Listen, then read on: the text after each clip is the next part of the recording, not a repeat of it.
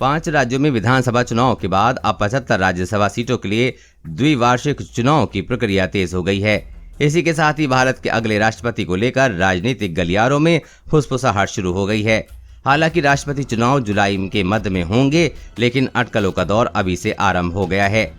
4 राज्य विधानसभा में भाजपा की जीत के साथ ही उसका उम्मीदवार चुने जाने के बारे में अब कोई अनिश्चितता नहीं है। फिर भी वोटों के मामले में भाजपा और राष्ट्रीय जनतांत्रिक गठबंधन को अभी भी 50% से अधिक पॉपुलर वोट पाने के लिए थोड़ा बाहरी समर्थन लेना ही होगा। उधर तेलंगाना के मुख्यमंत्री के चंद्रशेखर राव राष्ट्रपति पद के लिए विपक्षी उम्मीदवार को खड़ा करने के उद्देश्य से 10 गैर भाजपा मुख्यमंत्रियों को जुटाने का सक्रिय प्रयास कर रहे हैं। कैसा होता है राष्ट्रपति का चुनाव? राष्ट्रपति का चुनाव अप्रत्यक्ष रूप से एक निर्वाचक मंडल करता है, जिसमें 31 राज्य विधानसभाओं और केंद्र शासित प्रदेशों के 4120 विधायक और दोनों सदनों के 776 निर्वाचित सांसद शामिल होते हैं। 776 सांसदों में से प्रत्येक के पास 708 वोट होंगे, जो कुल जमा 5,39,408 होंगे, जबकि 4,120 विधायकों के 5,39,495 वोट होंगे। विधायकों के वोटों की गिनती उनके राज्यों की जनसंख्या के हिसाब से होगी, लेकिन एक सांसद का एक ही वोट होगा। मसलन उत्तर प्रदेश में एक विधायक के पास 208 वोट होंगे, जबकि महाराष्ट्र के विधायक के पास 178 वोट और सिक्किम के विधायक के पास केवल 7 वोट होंगे। इनके वोटों की मिलीजुली संख्या 10,98,903 होगी। जुलाई में होने वाले चुनाव से पहले जब तक कि अन्य दलों के दल बदल से भाजपा मजबूत नहीं हो जाती, तब तक एनडीए के पास लगभग 5.39 लाख वोट होंगे। क्या है पीएम मोदी के मन में? साल 2017 में शीर्ष पद के लिए रामनाथ कोविंद को चुनकर नरेंद्र मोदी ने देश को चौंका दिया था।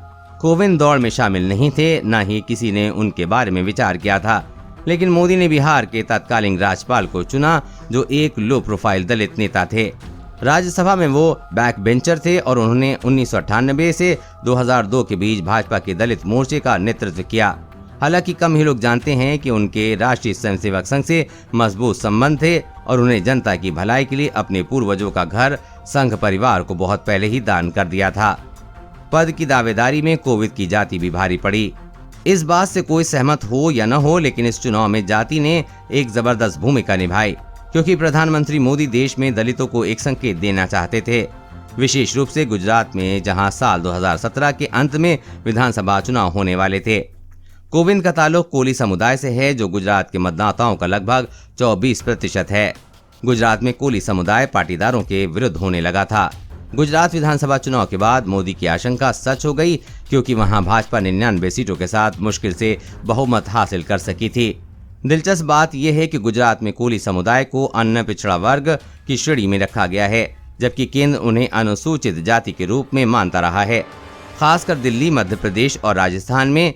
दूसरी बात, मोदी अपनी ओबीसी साख भी साबित करना चाहते थे और इसी के चलते उन्होंने राष्ट्रपति पद के लिए एक और ओबीसी सहदलित को चुना। इसलिए राजनीतिक पंडितों ने अनुमान लगाना शुरू कर दिया है कि पीएम मोदी इस साल कौन सा मापदंड अपना सकते हैं। नाम जो चर्चा में है। इस प्रतिष्ठित पद के लिए एक नाम जो स्पष्ट रूप से सामने आ रहा है, वो उपराष्ट्रपति एम वेंकैया नायडू का। साल 2017 में प्रधानमंत्री मोदी ने इस पद के लिए नायडू का चुनाव करके भी सबको चौंका दिया था। शुरू में वो भी बहुत इच्छुक नहीं थे, लेकिन उन्होंने पिछले 5 वर्षों के दौरान अपने कर्तव्यों का बहुत अच्छी तरह से निर्वहन किया है और देश के शीर्ष पद के लिए एक स्वाभाविक पसंद है। वो आंध्र प्रदेश से ताल्लुक रखते हैं और ओबीसी समुदाय से भी उनका संबंध है। लेकिन एक बार नायडू को निजी तौर पर यह कहते हुए सुना गया था कि पार्टी ने उन्हें बहुत कुछ दिया है और अब सेवानिवृत्त होकर दक्षिण भारत में सामाजिक कार्य करना चाहेंगे। राष्ट्रपति पद के लिए एक नाम और भी चल रहा है, वो है बीएस येदियुरप्पा का। वो इसलिए कि इस बार कर्नाटक में भाजपा कुछ कमजोर स्थिति में है। इसके बारे में कुछ अनुमान लगाना कठिन है। बहुत संभव है कि वो इसके लिए राजी न हो। कई लोग संभावित विकल्प के रूप में तेलंगाना की राज्यपाल डॉक्टर तमिलिसाई सुंदरराजन का नाम भी सुझा रहे हैं। वो तमिलनाडु की रहने वाली हैं। साल 2017 में मोदी द्वारा रामनाथ कोविंद को चुनने के बाद से कुछ प्रमुख राज्यपालों में भी इस पद पर नजर है। देश और दुनिया की हर अपडेट पाने के लिए चैनल को सब्सक्राइब करें।